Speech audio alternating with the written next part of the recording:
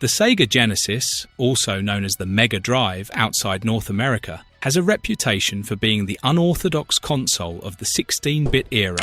While Nintendo was busy cleaning things up for family audiences, Sega was letting developers push the limits, and sometimes go way over them. Hidden behind the blast processing hype were games dripping with violence, gore, and bone-crunching cutscenes that somehow slipped past the censors. Today, we're diving into the dark side of Sega's library, the ultra-violent games that shocked parents, thrilled kids, and carved out their own cult followings. Some of these titles are infamous, others you might have never even heard of, but all of them left a mark by showing just how far the Genesis was willing to go. So click on that like button before we begin our list, and let's go.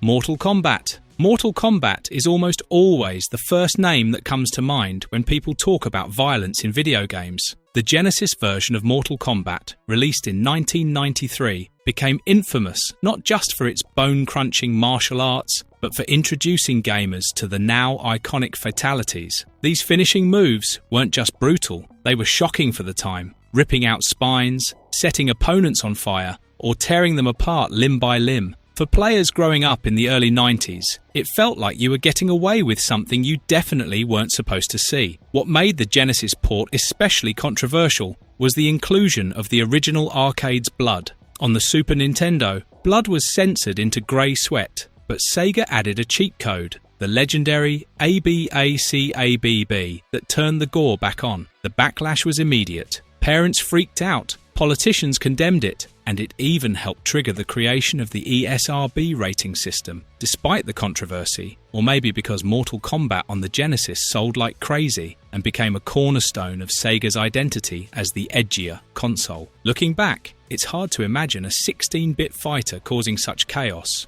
but Mortal Kombat's bloody debut on Genesis proved that video games could shock, disturb, and spark national debate, all while being exceptionally fun to play.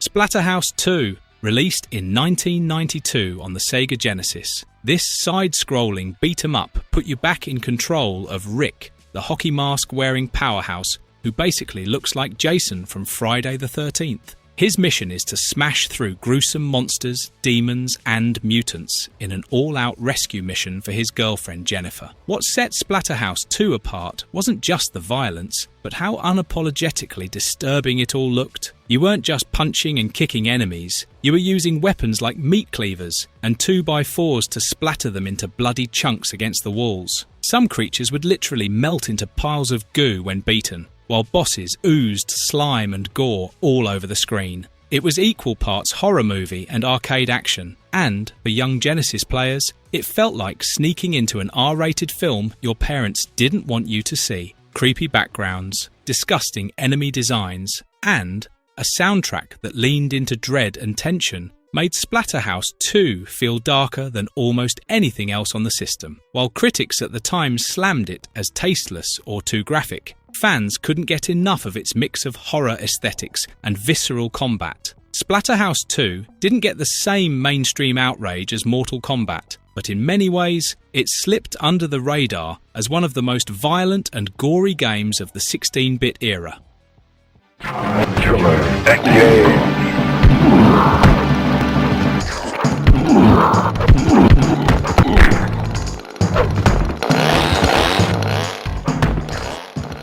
Time Killers. Time Killers is one of those games that feels like it was designed in a boardroom where they wanted players to chop each other's arms off. This fighter was pure chaos wrapped in gore. The premise was wild enough. Warriors from different eras, a medieval knight, a punk rocker with a chainsaw, even a futuristic soldier, all pulled together to duke it out across time. Each character had their own brutal weapons, And unlike Mortal Kombat, where fatalities came at the end of a fight, time killers let you dismember your opponent mid-match. You could hack off arms, slice off a leg, or even go for the head before the round was over, and the character would keep fighting, blood pouring everywhere. It wasn't clean or polished, but for teenagers in the 90s, it was jaw-dropping. In Genesis, the graphics were grainier and the controls clunky, but the violence was still intact. Watching a chainsaw rip through an enemy or an axe cleave someone's head clean off pushed Sega's reputation for edgier games even further. Critics at the time were brutal, calling it cheap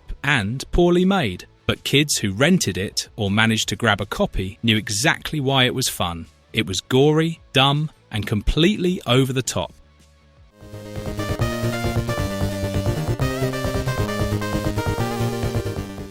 Eternal Champions. Eternal Champions was Sega's big attempt to create a Mortal Kombat killer. While it never quite dethroned the king, it definitely left a mark with its violent flair and brutal finishes. Released in 1993, exclusively for the Genesis, this fighter stood out because it wasn't afraid to get dark. The story was unusually ambitious. Fighters plucked from different points in history were forced into a tournament by a mysterious entity known as the Eternal Champion. Each character had been destined to die before fulfilling their purpose in life, and the tournament gave them a chance to rewrite fate. That setup alone gave the game a grim, tragic undertone. Overkills were the stars of the show in this game. Unlike Mortal Kombat's fatalities, which were character-driven, overkills were tied to the stage itself. Knock your opponent into the right spot, and the environment would do the dirty work. A fighter might get crushed by machinery, mauled by a creature, or impaled in gruesome fashion.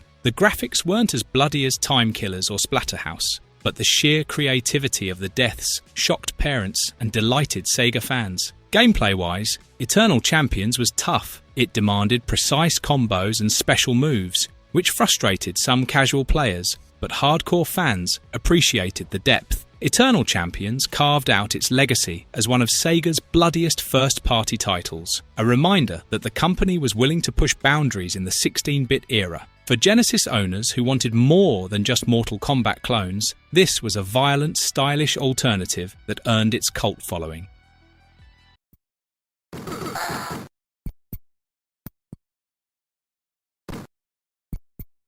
Technocop.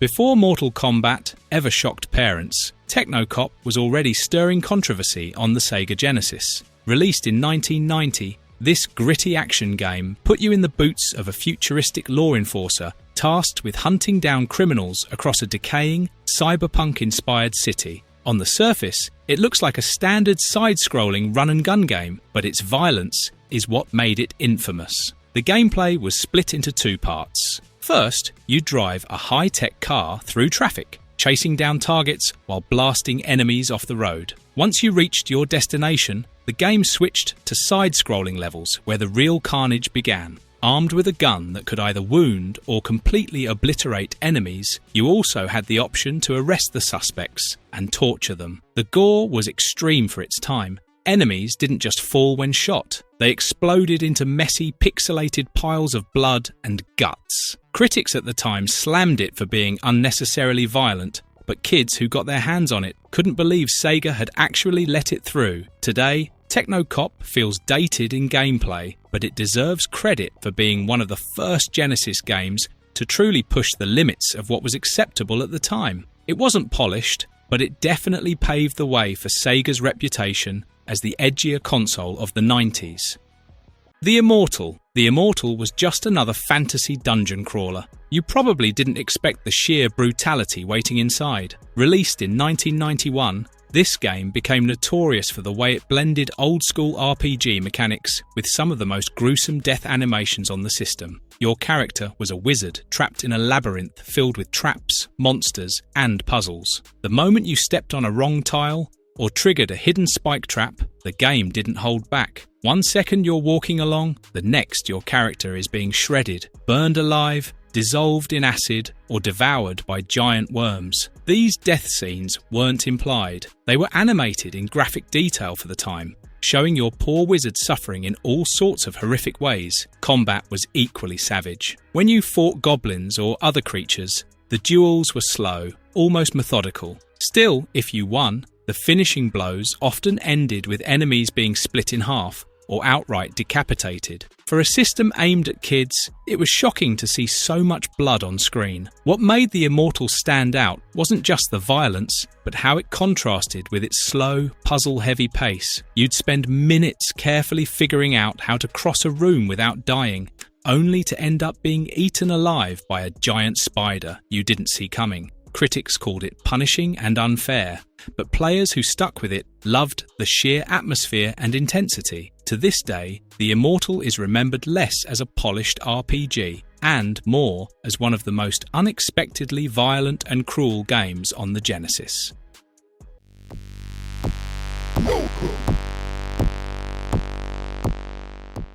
Bloodshot Battle Frenzy. A very few people talk about today, but back in 1994, Bloodshot, also known as Battle Frenzy in Europe, was one of the goriest shooters you could find on the Sega Genesis, also known as the Mega Drive. Think of it as Sega's answer to Doom, only way more brutal than anyone expected to see running on a 16-bit console. You stepped into the boots of a cybernetic soldier, sent to clean out space stations crawling with alien forces. Nothing fancy in terms of story, but the gameplay was pure carnage. From a first-person perspective, you gunned down waves of ugly-looking alien enemies with an arsenal of weapons, and the game made sure you felt every kill. Enemies exploded into chunks, blood splattered across the screen, and corpses piled up in ways that were shocking for Sega's family-friendly image. Most of the Genesis shooters were clunky and stiff, but here you had frantic movement, strafing, and non-stop action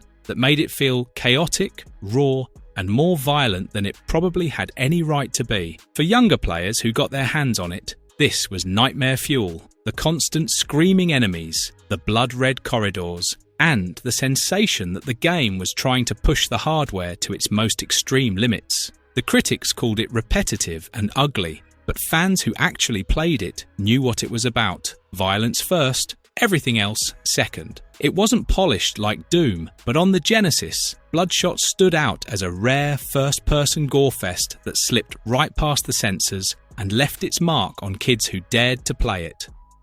Midnight Resistance. On the surface, Midnight Resistance doesn't sound like the kind of game that should have slipped through the cracks of censorship. It's a run-and-gun shooter, originally an arcade hit from Data East, and then ported to the Sega Genesis or Mega Drive in 1991. But once you dive in, the sheer amount of violence packed into this side-scrolling mayhem is hard to ignore. The setup is simple and very late 80s action movie. You play a soldier fighting against a paramilitary organisation that has kidnapped your family. What follows is a no-holds-barred mission through enemy compounds, jungles, and industrial wastelands where everything and everyone is gunning for you. The body count climbs fast. Soldiers don't just fall quietly, they crumple, twitch, and leave behind a grim trail of carnage as you mow them down with your rotary weapons. Explosions fill the screen, enemies get shredded into pixels, and bosses go out in spectacular showers of destruction. It was shocking for a Sega release to be this unapologetic about the embrace of military brutality. Unlike something more cartoonish like Contra, Midnight Resistance leaned into darker tones, drug syndicates, human experimentation, and environments that looked ripped from Rambo's worst nightmares. Even the weapon system, where you collected keys to unlock increasingly devastating firepower, encouraged players to push for maximum destruction rather than careful survival. It was never as famous as Contra or Metal Slug, but for the kids who played it on Genesis, Midnight Resistance felt pure blood-soaked arcade adrenaline squeezed onto a home console, and it still holds a cult following among fans of the genre.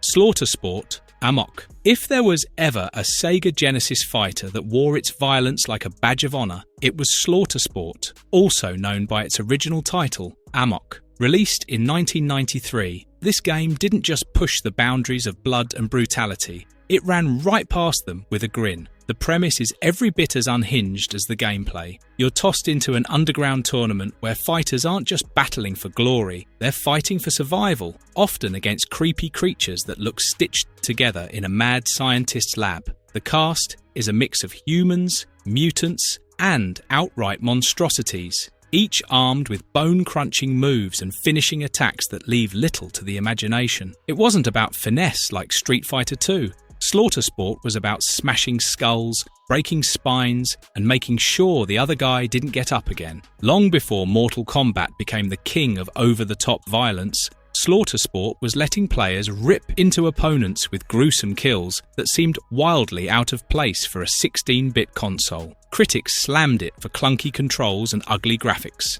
but none of that mattered to kids who just wanted a forbidden fighting game drenched in violence. For many Sega owners, Slaughter Sport was that guilty pleasure that somehow slipped through Sega's censorship net and made its way into living rooms. Doom Troopers. By 1994, Sega Genesis players were no strangers to violent games, but Doom Troopers took things to a whole new level. Based on the Mutant Chronicles tabletop universe, this run-and-gun shooter is one of the goriest games ever to land on the console, and somehow it got away with it. The setup is classic. Humanity is at war with mutant forces, and you take control of two commandos, Mitch Hunter and Max Steiner, tasked with cutting through the hordes of the Dark Legion. What followed was a blood-soaked side-scroller that felt like Contra on steroids. Enemies didn't just fall when you shot them, they exploded into chunks, with pixelated blood spraying across the screen. Limbs would fly, torsos would split, and the Genesis hardware strained to keep up with the carnage. Every level was a new parade of horrors. Mutants came in all shapes and sizes, from screaming abominations that charged headfirst to hulking monstrosities that took half a clip to bring down. The boss fights doubled down on the gross factor, with giant fleshy creatures that looked like they crawled out of a nightmare. Add in a soundtrack that pounded like industrial metal, and you had one of the darkest atmospheres ever on Sega's 16-bit machine. Some praised the sheer audacity of its violence, while others called it excessive and tasteless. For fans, Doom Troopers was unforgettable. It was edgy, brutal, and felt like a game your parents definitely didn't want you playing.